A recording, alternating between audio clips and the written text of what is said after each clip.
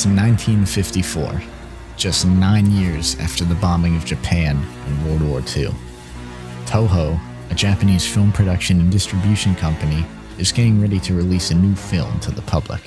Directed by Ishiro Honda, this movie called Gojira is a monster movie that also comments on the atrocities of nuclear weapons and the destruction and suffering such things cause. This movie was incredibly successful and spawned numerous sequels, and the Godzilla franchise will go on to become the longest running film franchise in history according to Guinness World Records.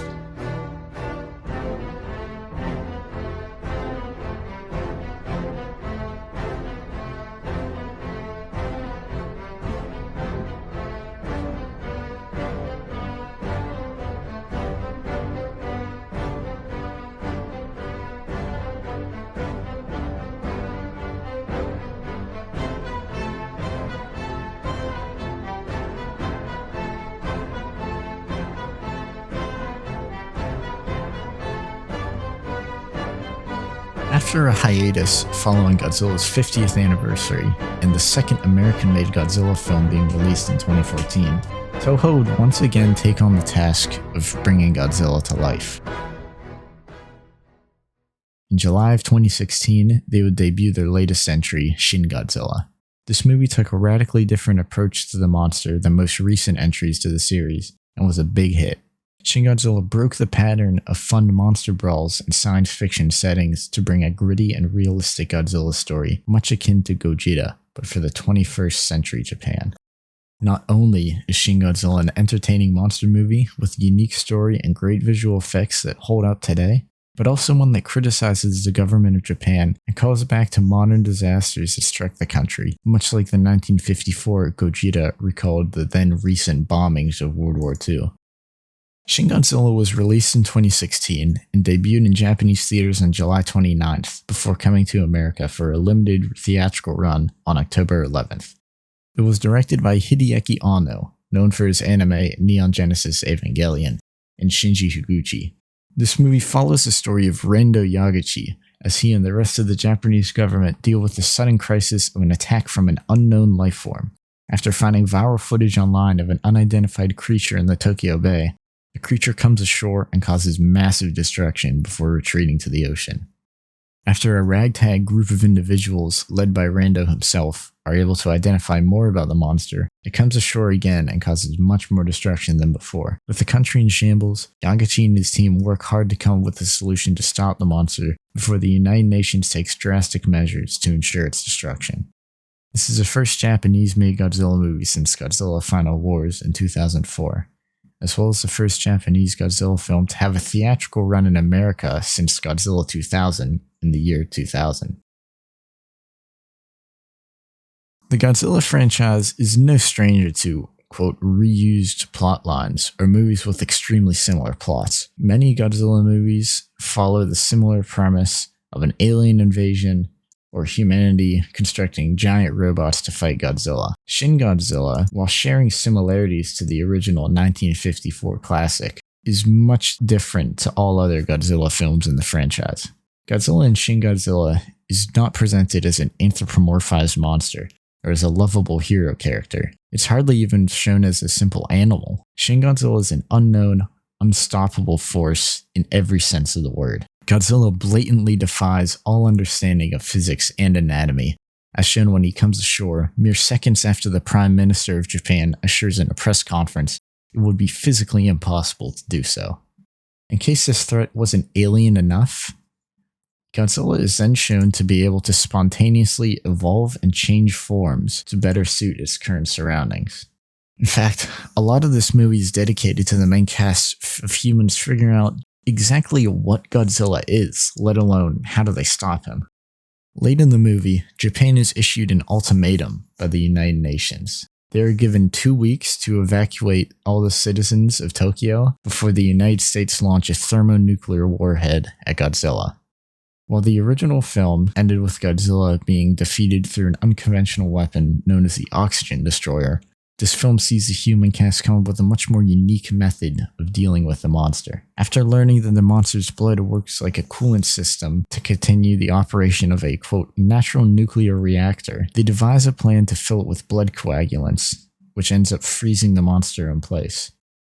Unlike most Godzilla movies, this movie does not have a definitively happy ending. The threat has not necessarily been defeated, only delayed.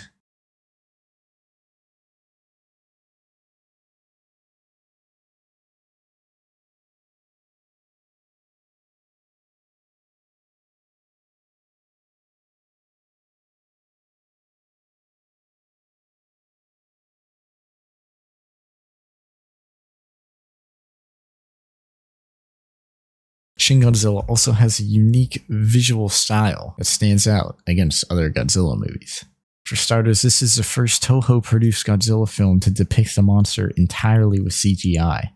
While CGI has been used before to represent Godzilla to varying degrees of success, it's never been used by Toho for an entire movie. Many shots of Godzilla's first appearance call back to the 2011 earthquake and tsunami that ravaged Japan. The aftermath of Godzilla's atomic breath resembles a spontaneous firestorm that sprang up all over the, quote, wide flat central area of the city of Hiroshima following the bombing. The first form of Godzilla seen on screen is much smaller than the average Godzilla and has many tadpole-like features, as well as prominent gills that spill blood. It walks by dragging itself along the ground with its legs. The second form on screen finally walks upright like a traditional Godzilla, but still very similar to the first form in appearance. Unlike most Godzilla designs, the arms on this form are very small and shriveled. The third form on screen is considered Shin Godzilla's primary form. While much closer to a traditional Godzilla design, it still is incredibly unique among the pantheon of iterations of the monster. For starters, it is much taller than other versions of Godzilla. It also has speedy, lifeless, unexpressive eyes and small, shriveled arms, as well as an exposed ribcage that comes to a point. This version of Godzilla was designed to resemble the victim of a nuclear bomb, with black, bumpy skin that resembles keloid scars, thick, dark scars where the tissue is raised above the skin, as well as glowing red scales that resemble open wounds. The atomic breath of this Godzilla is also unique, being colored purple instead of the usual blue and occasional red. The version of Godzilla also has a seeming second face on the end of its tail. Many musical scores and sound effects, including various sounds produced by Godzilla, as well as explosions and machine gun fire from the military, are borrowed from previous Godzilla films. This is nice fan service that longtime fans of the series will appreciate, also not being in your face.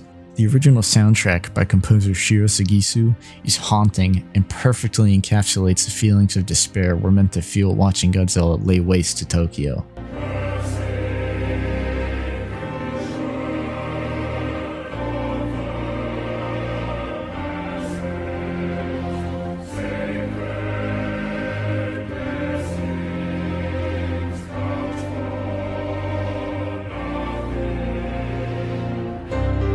Decisive Battle from Hideaki Anno's Evangelion also makes multiple appearances.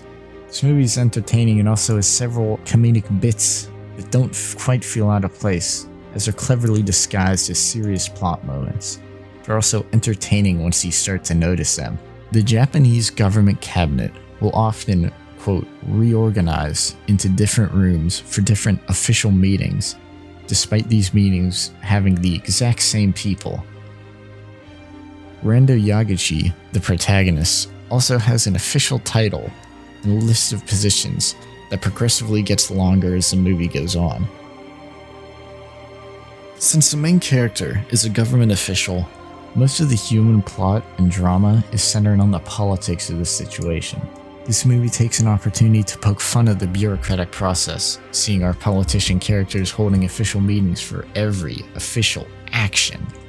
There are scenes where everyone in one room reassembles in a different room for a different meeting, despite it being the exact same people. There's lots of debate over the semantics of a disaster response rulebook of whether they're allowed to mobilize the Japanese self-defense forces against Godzilla, which allows the monster to continue its rampage unimpeded. Things only get done when a crack team of lone wolves, nerds, troublemakers, academic heretics, freaks, and general pains in the butt of the bureaucracy get together and pool their resources to learn more about Godzilla. After the Prime Minister and most of the cabinet are killed by Godzilla, the vacuum is filled with a completely incompetent replacement. It's said he was put in place by the ruling party simply because of his seniority. He seemed more worried about his noodles getting soggy than managing and rebuilding his country. There's also some comparisons drawn to the Fukushima disaster, which was caused by the earthquake and tsunami in 2011. After Godzilla's first rampage, Rando Yagachi and most of the cabinet visit a site of destruction left by Godzilla. This is similar to when Naoto Kan, the Prime Minister of Japan in 2011, tells of when he went to visit victims of the tsunami in his book My Nuclear Nightmare on page 115. He says, "In order to have a renewed understanding of the damage caused by the earthquake and tsunami, and of the condition of those who had been evacuated because of the nuclear accident, I visited the disaster-stricken area in several shelters and temporary housing sites. I was at a loss for words. While the suffering of those who were displaced by the earthquake and tsunami is certainly great, I acutely felt the psychological weight of being unable to return to a home that, while physically unscathed, had been rendered uninhabitable by the nuclear accident. This awareness of human suffering was at the heart of all my remaining efforts as Prime Minister of Japan."